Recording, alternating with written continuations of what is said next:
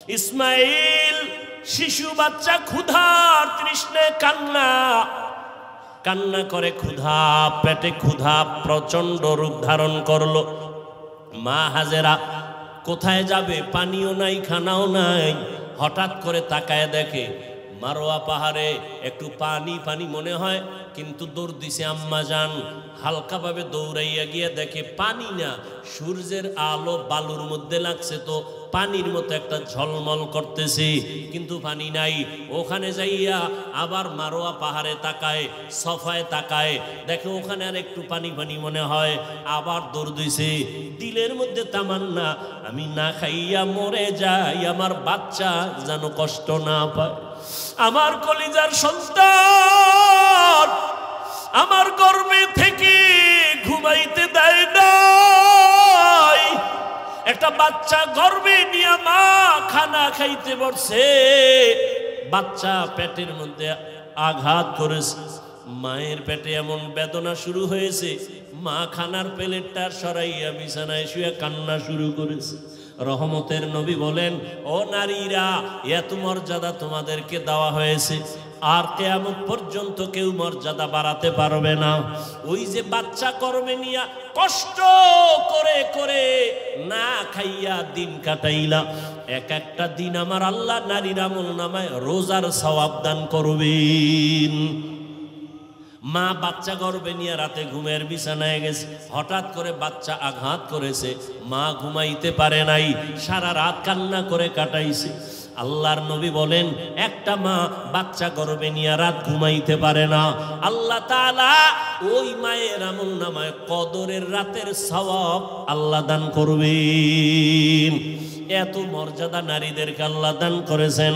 আজকে যারা বলে ইসলাম নারীর অধিকার দেয় নাই, মর্যাদা দেয় নাই, এদের মতো চরিত্রহীন মুসলমান, ইসলামের দুশ্মন, মানবতার দুশ্মন জমিনে আর কেউ নাই। মা হাজেরা দৌড় দিলেন দুই পাহাড়ের মাঝে, দৌড় দিলেন কয়েকবার। এই যে দৌড় আল্লাহর কাছে খুব ভালো লাগছে। আল্লাহ পাক কিয়ামত পর্যন্ত আইন বানায় দিলেন, বিধান বানায় দিলেন। এই মক্কার হাজিরা, হজ করতে যদি যাও, আমার হাজেরা যেই পাহাড়ে 7টা চক্কর লাগাইছে, হাজি যদি হজ করতে গিয়া সফা মারওয়ায় আমার হাজেরার মতো চক্কর না দাও, আমি কোনো হাজির হজ কবুল করব না। নবীজি বাইতুল্লাহ তাওয়াফ কইরা যখন চক্কর দিতে গেছে সফা মারওয়ায়, নবী শেষ বয়সের হজের সময় খুব কষ্ট লাগছে, আল্লাহর কাছে কয় মনে মনে, ও আল্লাহ, তুমি আমারে, হাজেরা দৌড় দিছে, যদি মায়ে দৌড়টা না দিত আমাকে কষ্ট লাগতো নি। আল্লাহ পাক জানায় দিলেন, নবী, আমার কাছে ভালো লাগছে হাজেরার দৌড়, শুধু আপনি না, কিয়ামত পর্যন্ত যত মানুষ আসবে, বাইতুল্লাহ হজে আসবে, এই সফা মারওয়ায় যদি দৌড় না দেয়, একজন আর হজ কবুল করা হবে না। পাগলের মতো দৌড়াও, মাওলার দরবারে গিয়া মাওলার আশিক হইয়া যাও। চুলগুলো এলোমেলো, সাবান লাগানো যাবে না হাজি, নখ বড় হয়ে গেছে, নখ কাটা যাবে না, ময়লা পরিষ্কার করা যাবে না, আতর লাগানো যাবে না, এটা পাগল হয়ে যায়। মাওলার দরবারে পাগলামি, কার পাগল? জোরে বলো। এটা বুঝার মতো যাবো মেধা নাই, ওরাও পাগল। ওরাও কি? ওরা দুনিয়ার পাগল, ওরা আখেরাতের পাগল না। এজন্য ওরা বুঝে না যে মাওলার পাগল কেমনে হয়। ওখানে গিয়া পাগলামি, মাওলা পাকের মুহাব্বতের আশিক, আশিক মাশুক কি চায় সেইটাই দেওয়ার জন্য পাগল। প্রেমিকা আমার কাছে কি চায়, প্রেমিক তা খুশি রাখার জন্য তাই করে।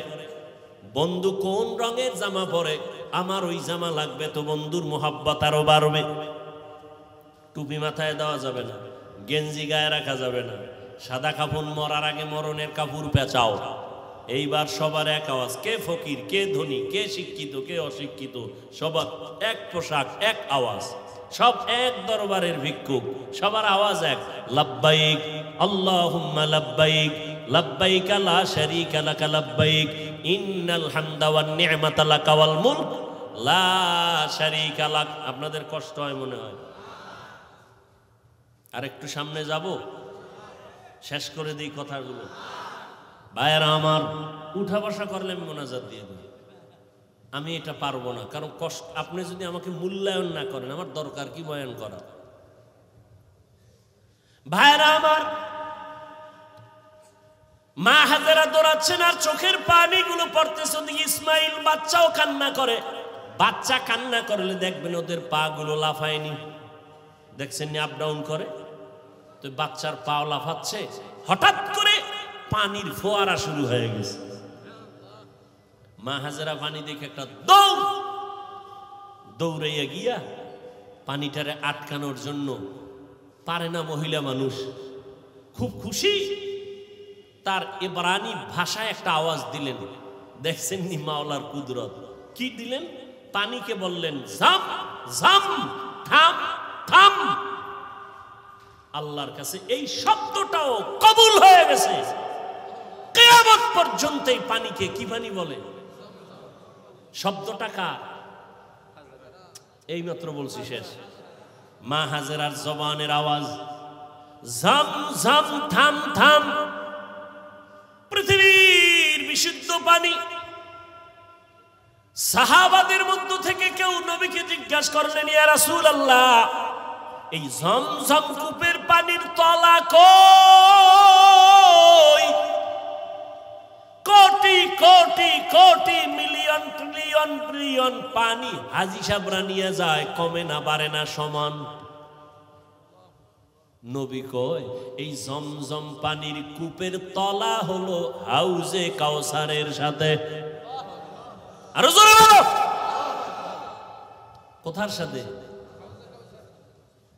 মুফাসসিরিনে কেরাম লিখেছেন, কাউসারের পানির থেকেও জমজমের মূল্য বেশি। রাসূলকে যখন মেরাজে নেওয়া হয়, নবীজি বলেন, জিবরাইল আমিন আমাকে ধইরা জমজম কূপের পানি দিয়ে ওযু বানাইলেন। ওযু বললাম, এর আগে আমাকে শোয়াইয়া, চিৎভাবে শোয়াইয়া আমার বুকটাকে চিরলেন, ভেতর থেকে কলব বের করলেন, স্বর্ণের পেয়ালায় রাখলেন, ঝমঝম দিয়া ধুইলেন, আবার ভেতরে রাখলেন, এরপরে আবার আটকায় দিলেন। রক্ত গেল না, সেলাই লাগলো না, ব্যথা অনুভব করলাম না। এইভাবে আল্লাহ আমাকে কুদরতের অপারেশন করছেন আমার জীবনে 4 বার। কয়বার? 4 বার। রসুলের এই যে কলব বের করে ধুইলেন, কি পানি দিয়া? জমজম পানি, বরকতের পানি। আম্মাজান হাজেরা পানি আটকায় দিলেন, পানি থেমে গেল, নিজে পান করলেন। আজকে কিতাব দেখছি, আজকে নবীজি বলতেছেন, মা যদি ঝম ঝম থাম থাম না বলতেন, তাহলে পানি পুরা পৃথিবীটা সয়লাভ হয়ে যেত। ইমামে আজম আবু হানিফা বলেন, আম্মাজান আমাদের জন্য রহমত, তিনি বলার কারণে আজকে অনেক পবিত্র অবস্থায় পানি আছে। না হয় জেনাকারেরা এই পানি দিয়ে গোসল করে পানি নাপাক করে ফেলত, মদখোরেরা মদ পান করে মাতাল হয়ে পানির মধ্যে ডুব দিত, পানির সম্মান কমে যেত। ঝমঝম এমন একটা পানি, এর 25টা উপকার আছে ঝমঝম পানির। কয়টা? এর মধ্যে একটা হলো, সাধারণ পানি পান করলে পিপাসা নিবারণ হয়, পেটের ক্ষুধা নিবারণ হয় না। জমজম পানি এমন এক দামি আল্লাহর কুদরতের পানি, এই পানি যদি কেউ পান করে, ওই পানির দ্বারা পিপাসাও মিটে যায়, পেটের ক্ষুধাও মিটে যায়। দাঁড়াইয়া কোনো জিনিস খাওয়া পান করা নবীর আদর্শের বাইরে। তবে জমজমের পানি তুমি দাঁড়ায় পান করো, এটা তোমার কোনো সুন্নত আদায় হবে। দ্বিতীয় তৃতীয় হলো, জমজমের পানি এটা তোমার রোগের ঔষধ। কত পার্সেন্ট শেফা করবে তোমার ঔষধের ক্রিয়া করবে? কয় তোমার আকীদা বিশ্বাসের মজবুতি যত পার্সেন্ট তত পার্সেন্ট। কেউ যদি মনে করে আমি ঔষধ খাবো না, জমজম আমার ঔষধ, যতটুকু বিশ্বাস করবে অতটুকু ফলাফল। পানি পান করলেন, ইসমাইল সুস্থ হওয়া শুরু হয়ে গেল। একটা দোয়া কবুল হয়ে গেছে। কার দোয়া? ইব্রাহিম নবীর দোয়া। লোকজন আল্লাহ আইনে দিয়েও এক দোয়া করছেন। ব্যবসায়ীরা যাচ্ছে এলাকা দিয়ে, পানির প্রয়োজন, খুঁজতে খুঁজতে আইয়ে জমজমের কাছে হাজির। মালিককে? মহিলা, বাচ্চাওয়ালা। আমাকে একটু পানি দিবেন নি? মা হাজেরা বলে দিব, বেশি দিব, যত লাগে তত নেন, শর্ত এখানে বাড়িঘর করেন, চাষাবাদ করেন, থাকেন। আবাদ শুরু হয়ে গেল। এবার আর এক দোয়া চাইছে ইব্রাহিম নবী, ওয়ারযুকহুম, রিজিকের ব্যবস্থা করেন। আল্লাহ পাক রব্বুল আলামিন জিব্রাইলের মাধ্যমে তায়েফের জমিনে কুদরতে আল্লাহ এক ফলের বাগান এনে দিলেন। যেই বাগানে 12 মাস ফল হবে, ফল হবে 12 মাস। আল্লাহ রিজিকের ব্যবস্থা করে দিলেন। মানুষজন বসবাস শুরু হয়ে গেল। এখন আর ওয়ানাবাদী এলাকা আবাদী হয়ে গেল, মানুষজনের অভাব নাই। কত আনন্দে জীবন যাপন করে। ইসমাইল বড় হতে হতে হতে হতে 6 বছর প্লাস হচ্ছে। ইব্রাহিম নবী এর মধ্যে একদিনও আর আসেন নাই। আল্লাহর পরীক্ষা দ্বিতীয়টা এবার আবার শুরু, কোরবানির। ওদিকে ঢুকবো। ইব্রাহিম নবী 6 বছরে আর আসেন নাই। ছেলে কেমন, কি মায়া! আল্লাহর পরীক্ষা কত কঠিন। ইব্রাহিম নবী এই জিলহজ মাস 8 তারিখ, 9 তারিখ, 10 তারিখ স্বপ্ন দেখা শুরু করলেন। তোমার কলিজার আপন জবাই করো আমার পথে, আমার নামে। ভাবলেন, নাম তো কয় নাই কারে। 100 উট জবাই করলেন। দ্বিতীয় রাতে আবার স্বপ্ন দেখেন, হয় না, তোমার মোহাব্বতের জিনিস জবাই করো। আবার 100 উট জবাই করলেন। ফাইনালে নবী তো বুঝতে পেরেছেন আমার জীবনের কলিজার আপন আমার ইসমাইল ছাড়া আর কেউ না। আল্লাহর হুকুম হয়ে গেছে, ইসমাইলকে জবাই করার জন্য বাবা এবার রেডি হয়ে গেলেন। একটা ছুরি আর একটা রশি গোপনে নিয়ে রওনা হলেন মক্কা নগরীতে ইসমাইলকে জবাই করার জন্য। কারো কাছে কিছু বলা যাবে না। এলাকায় গিয়া দেখে সেই এলাকা তো এখন আবাদি, সুন্দর বাড়িঘর, মানুষজন, মাঠে বাচ্চারা খেলতেছে। একটারে ডাক দিয়ে কয়, এই এনি ইসমাইল আছেন? ইসমাইল? বাচ্চারা কয়, ইসমাইলকে বুঝলাম না। একজনে কয়, হ্যাঁ আমি চিনি। ইসমাইল কোথায়? ওরা বাড়ি আছে, নিফা আছে। ওই সবাই বড় বড় ঘর, কিন্তু ইসমাইল যেই ঘরে থাকে একটা ছোট ঝুপড়ির মতো। ইব্রাহিম নবী যত কদম বাড়ায় কলিজাটা কেমন যেন ফেটে যাইতেছে, মায়া আর মায়া চুম্বকের মতো। আমার কলিজার আপন, এত আদরের সন্তানের এতদিন আমি পাই নাই। যত সামনে যায় তত ইব্রাহিমের কলিজাটা দুর্বল হয়ে যায়। ঘরের দরজায় ইসমাইলের পাইয়া ডাক দিছে, বাবা আসো। কিন্তু ইসমাইল চিনে নাই লোকটাকে। ঘরের মধ্যে দৌড় দিছে। আল্লাহর নবী সালাম দিলেন, আসসালামু আলাইকা ইয়া আহলাল বাইত। ঘরের মধ্যে ঢুইকে যখন হাজেরা দেখলো, সালাম নিয়ে কান্না শুরু করলে, চোখের পানি, হৃদয় হৃদয় ভাঙ্গা কান্না। ইসমাইলের মা কয়, চিনোনি বাবা? এই তোর বাবা ইব্রাহিম। বাবার কাছে যাও, দূরে থাকিও না। মালিকের কঠিন পরীক্ষার ইসমাইল, এই তোর বাবা নবী ইব্রাহিম।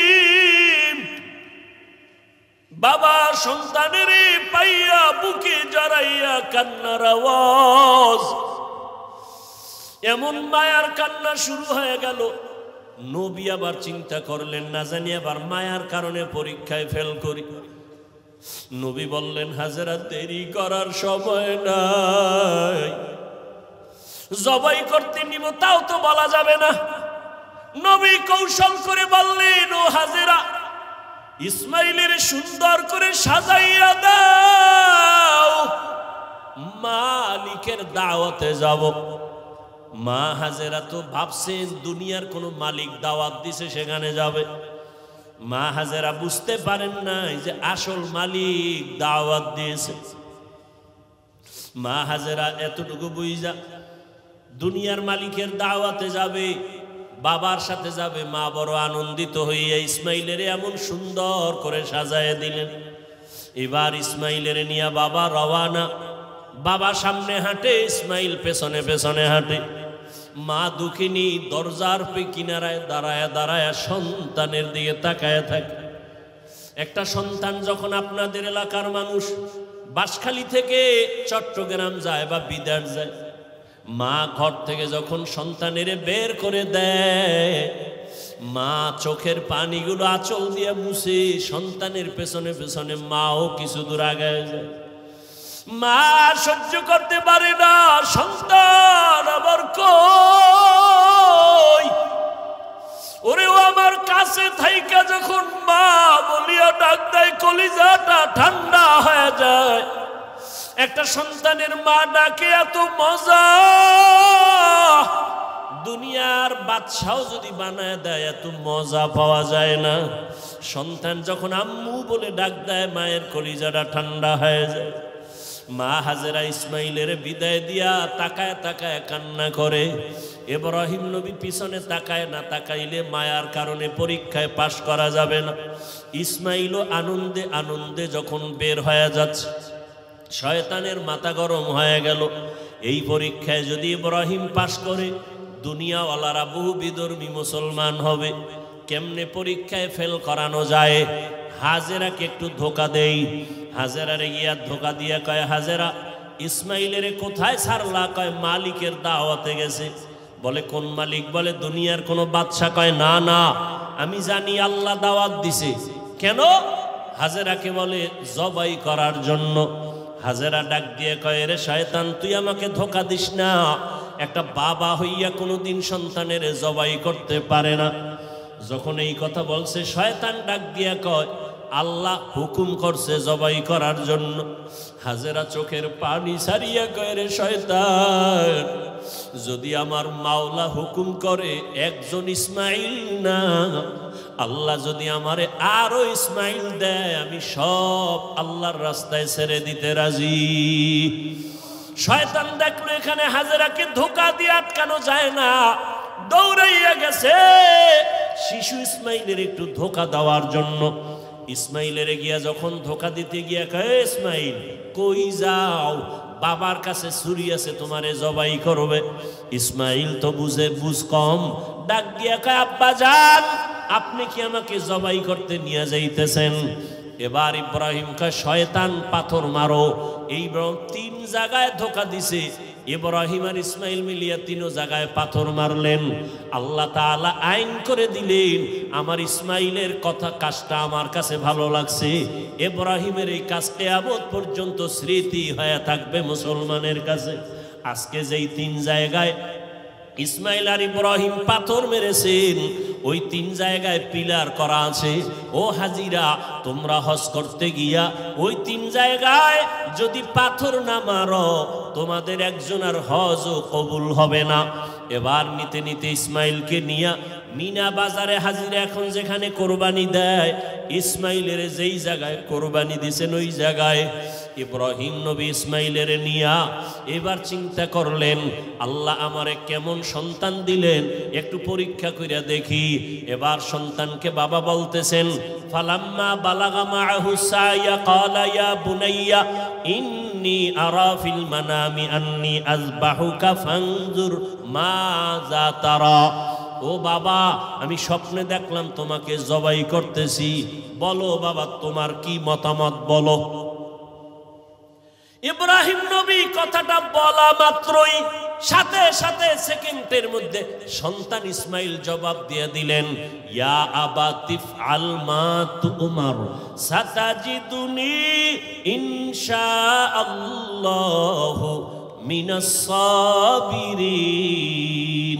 আব্বাজান, দ্রুত আমাকে আল্লাহর হুকুম মতো জবাই করেন, ইনশাআল্লাহ আমাকে আপনি ধৈর্য ধারণকারীদের মধ্যেই পাবেন। আব্বাজান, আমাকে দ্রুত জবাই করেন, দেরি করলে আবার বুঝি আল্লাহ হুকুমটা ফিরায় নিবে, কপাল পুড়ে যাবে। একটা সন্তান বাবার সামনে কতটা বিনয়ী হইয়া বাবার ইজ্জত রক্ষার জন্য আল্লাহর মুহাব্বতের বন্ধনে নিজেকে পেশ করে দিলেন। তবে ইতিহাসবিদরা লেখেন, ইসমাইল একটু কান্না করে বলছেন, বাবাজান আপনি যদি এই কথাটা আমাকে একটু বাড়ি বসিয়া বলতেন, আমি আমার দক্ষিণী মায়ের থেকে একটু চির বিদায় নিয়ে আসতাম। কারণ 6টা বছর আমার মা আমার এত কষ্ট করে লালন পালন করে বড় বানাইছে। এই 6টা বছর পানি নাই, খানা নাই, আপনিও আইসা দেখেন নাই। আমার মা আমার মুখে জিহ্বা দিয়ে আমার পেটের ক্ষুধা নিবারণ করেছে। আমার মা পাগলনির মতো দৌড়াদৌড়ি করেছে। ও আব্বাজান, বাড়ির মধ্যে বসে যদি বলতেন আমি একটু মায়ের থেকে বিদায় নিয়ে আসতাম, পারি নাই, দুঃখ নাই বাবা, আমাকে এখানে জবাই করিয়া আমার রক্তমাখা পোশাকটা মায়ের কাছে নিয়ে যাবেন। আম্মা জান আমাকে না দেখে যদি বলে আমার ইসমাইল কই,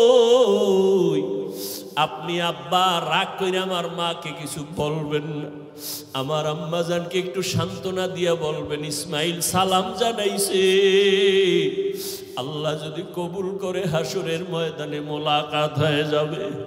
আব্বাজান, আর আপনার কাছে দাবি, আমাকে জবাই করার আগে আপনি আমার হাত পাও রশি দিয়ে বাঁধেন, কারণ জবাই করতে গিয়া আমার হাতে পায়ে নাড়াচাড়া যদি আপনার শরীরে লাগে বেয়াদবি হবে, আল্লাহ বেজার হয়ে যাবে।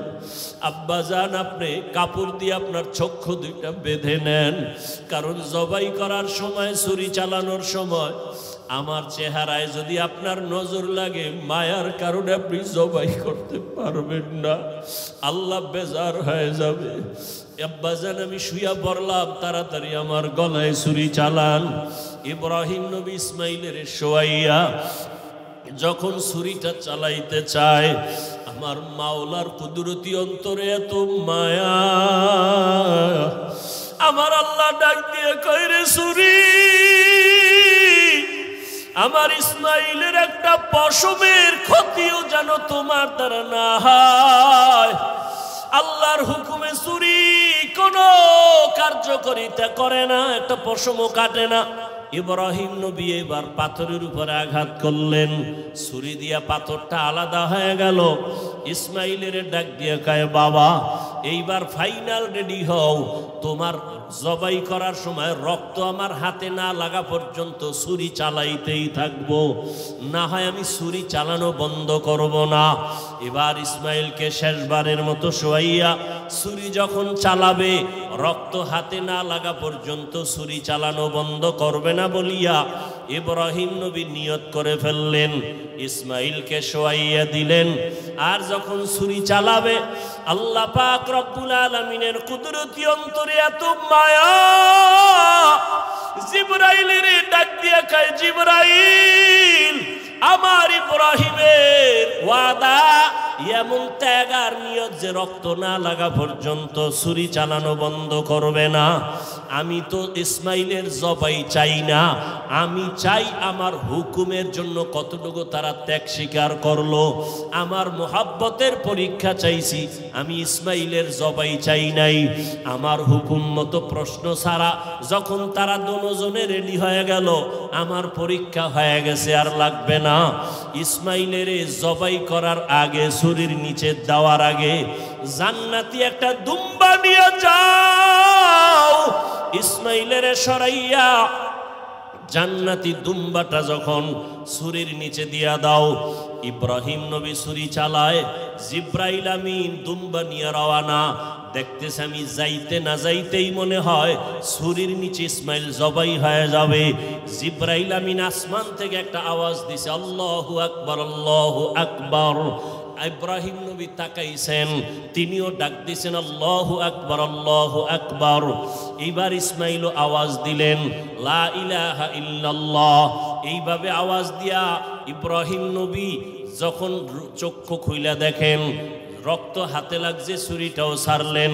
যখন তাকায়া দেখে খুশি মনে ইসমাইল বুঝি কুরবানি হয়ে গেল, কিন্তু না, দেখে একটা অপরিচিত জন্তু জবাই হয়ে গেল। ইসমাইল পাশে সুন্দরভাবে দাঁড়ানো। বাবা আবার বুঝি ভয় পেয়ে গেলেন, ও ইসমাইল, আল্লাহ বুঝি আমার কোরবানি কবুল করবেন না, আর একবার চেষ্টা করি। সাথে সাথে ওহী নাজিল হয়ে গেল। আল্লাহ কয়, ওয়ানাদাইনাহু আইয়া ইব্রাহিম কদ সাদ্দাকতার রুইয়া ইন্না কাযালিকা নাজজিল মুহসিনিন। ইব্রাহিম, তুমি আমার পরীক্ষায় পাশ করছো। হাজেরা কাঁদতেছে ইসমাইলের জন্য, জলদি করে যাও। বলে আসছো মালিকের দাওয়াতে যাই, মালিকের থেকে কি হাদিয়া নিবা? আমার পক্ষ থেকে দুম্বার গোশত হাদিয়া দিয়া দিলাম। ওয়াফাদাইনাহু বিযিবহিন আযীম, আমার পক্ষ থেকে হাদিয়া দিলাম এই জবাই করা দুম্বার গোশত। ইসমাইলের নিয়ে যাও, ইসমাইলের হাজেরার কোলে ফিরায়া দাও, আর মালিকের পক্ষ থেকে দুম্বা হাদিয়া পৌঁছাইয়া দাও। আল্লাহ তাআলা বলেন, ও দুনিয়ার মানুষ, ইব্রাহিমের কোরবানির ত্যাগ তোমার থেকেও চাই। ও মুমিন, এই ত্যাগ স্বীকার করতে গিয়া তোমার থেকে রক্ত চাই না, গোশত চাই না, আমি চাই তোমার অন্তরের ত্যাগ আর মুহাব্বত আর তাকওয়া। লাইয়ানালাল্লাহা লুহুমুহা ওয়ালা দিমাউহা ওয়ালাকিন ইয়ানালুহুত তাকওয়া মিনকুম। ও আমার যুবক বাবারা, ও পর্দার আড়ালের মা বোনেরা, ও বৃদ্ধ বাবাজি, আমার আল্লাহর পরীক্ষায় পাশ করিয়া জান্নাত পাওয়ার জন্য একজনের চেষ্টায় হবে না। হাজেরার যেমন চেষ্টা, ইসমাইলের তেমন চেষ্টা, নবী ইব্রাহিমের তেমন চেষ্টা।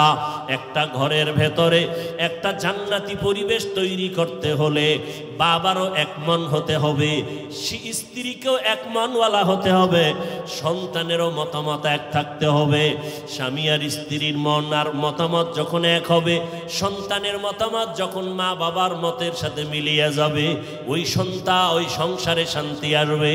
আল্লাহ রহমতের বাড়ি দ্বারা বর্ষণ করতে থাকবেন। ও আমার যুবক বাবারা, ও পর্দার আড়ালের মা বোনেরা, আম্মাজান হাজেরা যদি নিজের থেকে সহযোগিতা না করতেন, ইব্রাহিম নবী পাশ করতে পারতেন না। ইসমাইলও যদি বাবার কথায় একমত না হইতেন, পরীক্ষায় পাশ করা যাইত না।